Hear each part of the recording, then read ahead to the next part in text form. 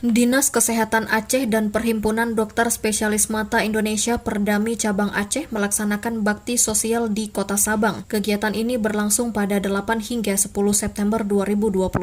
Koordinator lapangan Tim Pelayanan Kesehatan Bergerak Daerah Terpencil Perbatasan dan Kepulauan PKB DTPK Dinkes Aceh, Dr. Rais Husni Mubarak menjelaskan, bakti sosial ini merupakan kegiatan pengobatan gratis, yakni menggelar operasi katarak se-Kota Sabang dan membuka posko pelayanan kesehatan gratis di Kenekai dan Ibuh, Kota Sabang. Dengan menggandeng pihak dari Dinas Kesehatan Kota Sabang dan Rumah Sakit Umum Kota Sabang.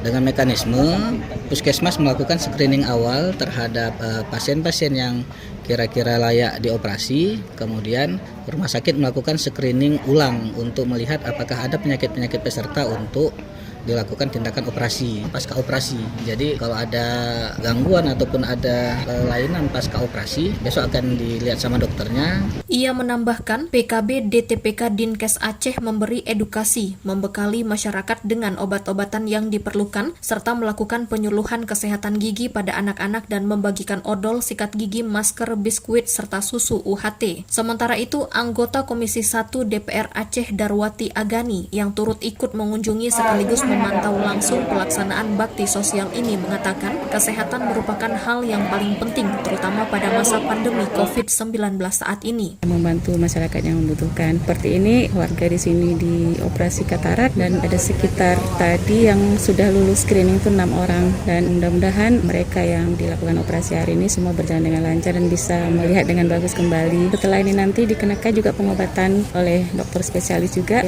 dan berharap masyarakat yang mungkin Sabang nggak mempunyai semua dokter spesialis ya. Jadi dengan kesempatan seperti ini masyarakatnya bisa datang berobat, apalagi di kondisi pandemi COVID-19 seperti ini. Pada saat bakti sosial berlangsung, Darwati Agani anggota DPRA juga membagikan odol dan sikat gigi kepada anak-anak di Kampung Kenekai, Sukajaya, Kota Sabang.